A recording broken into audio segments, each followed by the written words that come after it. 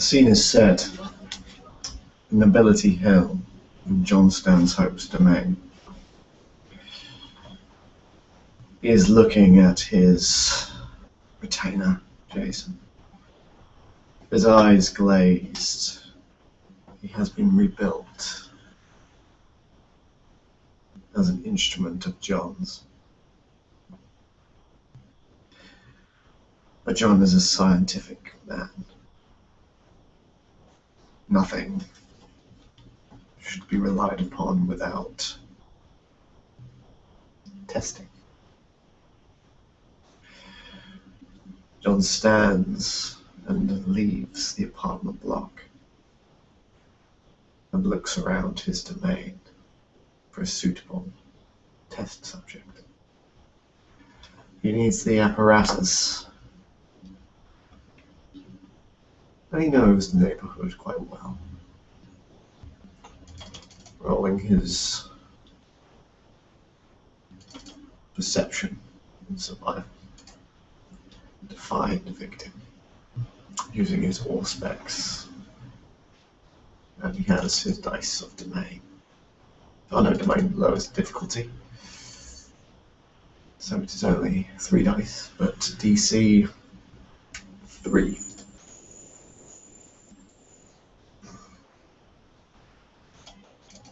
He looks around for around an hour. There is no one that he could take without it being noticed. John must make more drastic measures.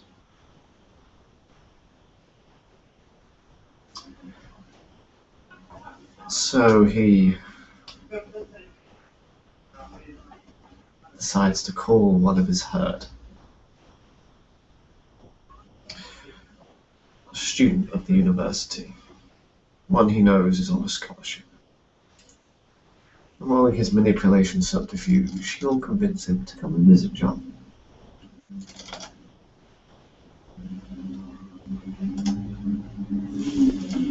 Of course he will. They're friends, after all.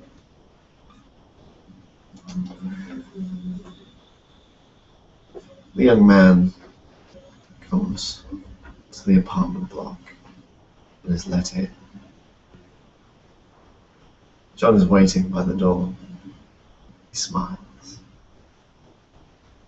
And with a locked gaze, he says, "Sit down at the table." The man does so. We believe. Very much so.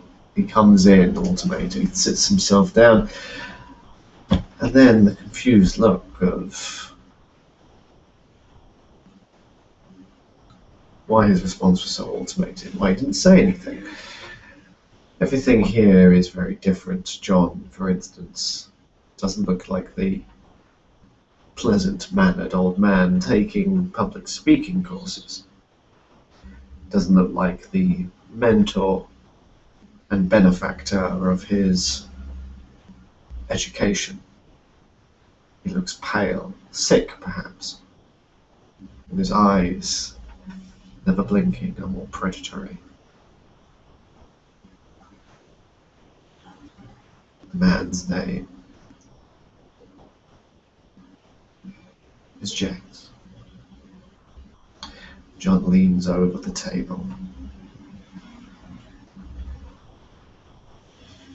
"You will be still until I command otherwise."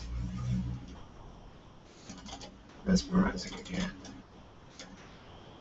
Oh, and rigid. He cannot move. His eyes dilate, obviously in a panic, in fear.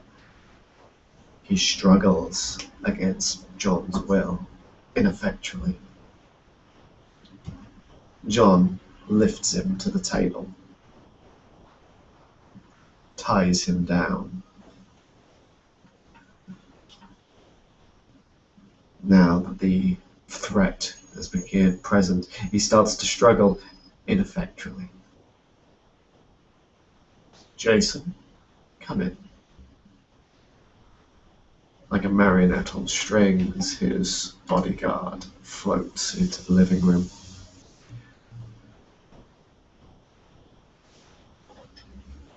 He hears the mumblings of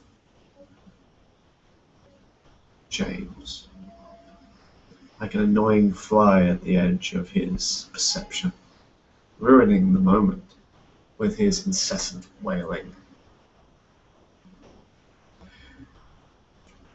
He takes out a shirt from his wardrobe, one torn and bloody from a conflict he can't remember, and gags the man, fetching his medical kit. He places his tools on the side. The scalpels, the bone saw, the drill. He instructs Jason. Cut off the man's ear. Jason, taking the larger of the knives, begins to saw into the flesh. The blood seeps out of the wound, pouring on the table and onto the carpet. But John does not mind. The ear is presented. Very good. Now, take out his eye. Jason hesitates. This is my will, Jason. Take out his eye.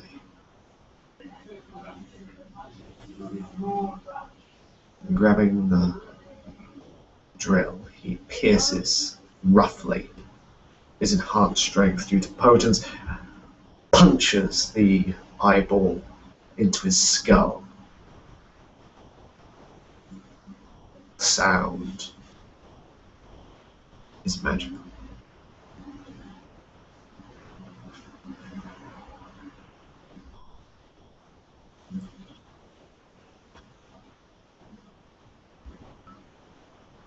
Take off his skin, John says, lavishing the cruelty and detachment from this meat. It needs to be prepared. He needs to teach. He needs to know that his retainer will do anything he says. He starts to work on the forearm, cutting away the man's shirt. Long strips of skin are cut off, leaving bloody muscle and sinew exposed. The man screams and soon passes out from the pain, but he is of little consequence. He is a canvas.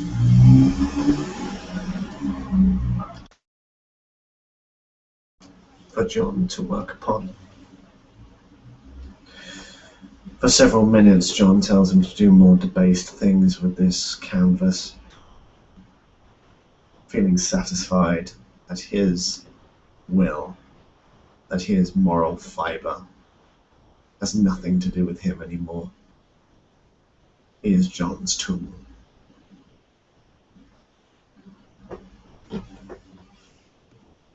Cut off your own finger, John says in a revelation. Jason holds out his hands, and with shaking hands, he takes the knife. John can see him struggling against it, trying to break the force of John's will. The blood calls to him, his words call to him. He has no frame of reference, no ability to resist. He is John's, no others. He has been built this way. And the ultimate test, something that lesser users of Dominate can do, is make one harm themselves. The knife begins to slice into the flesh, meeting resistance to the bone. Jason begins to weep and grind his teeth in the pain, but he must complete the task for his master and cuts into the bone. The knife breaks, he grabs the saw and begins to tear into his own hand until his smallest finger is detached.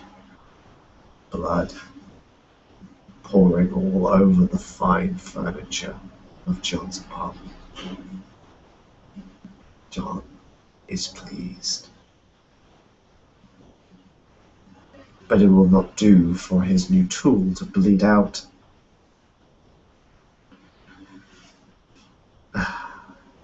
And so he takes the bandages. Well done, he says.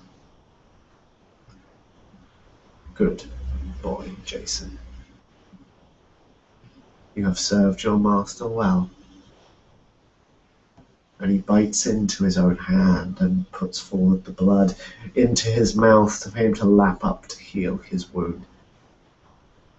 John snatches it away quickly, uninterested in his servant.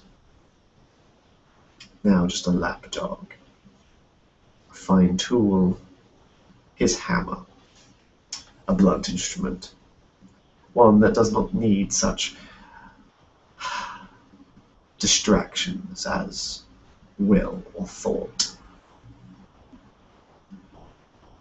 A whimpering escapes the table.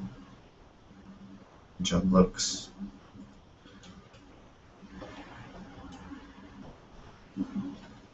Incredulously at his canvas.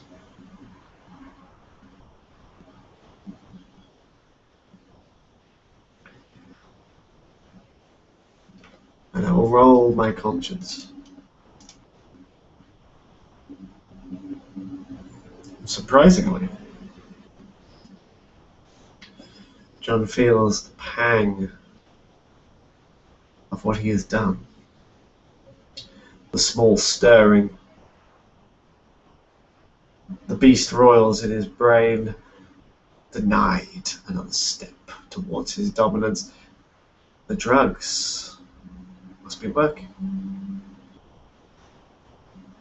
He cannot help but humanize this young man, the man that John had groomed so long ago, to help his education, to revive his ambition in the world. To say that John is sickened by his actions would give it too much credit. Simply that it is a waste. A waste of John's time to use him so. He leans over the young man. Do not worry, James. I will not let you die here.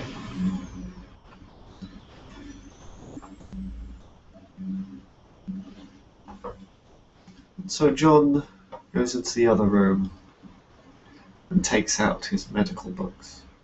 It has been a long while since he has performed such surgery, and the wounds are extensive.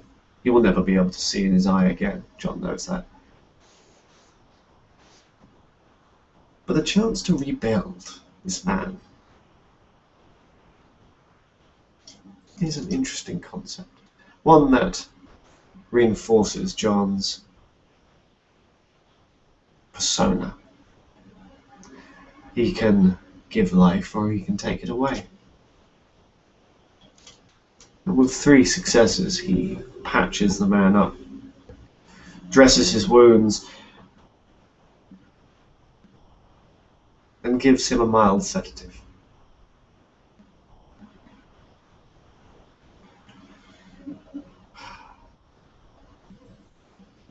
Jason, make sure that James is comfortable. Do not allow him to leave this apartment. Something needs to be done with him, and disposing of him is a last resort. John leaves his bloody work feeling dual emotions of triumph and regret. He calls to Jeffrey and simply tasks him to clean up the apartment. He has work to do.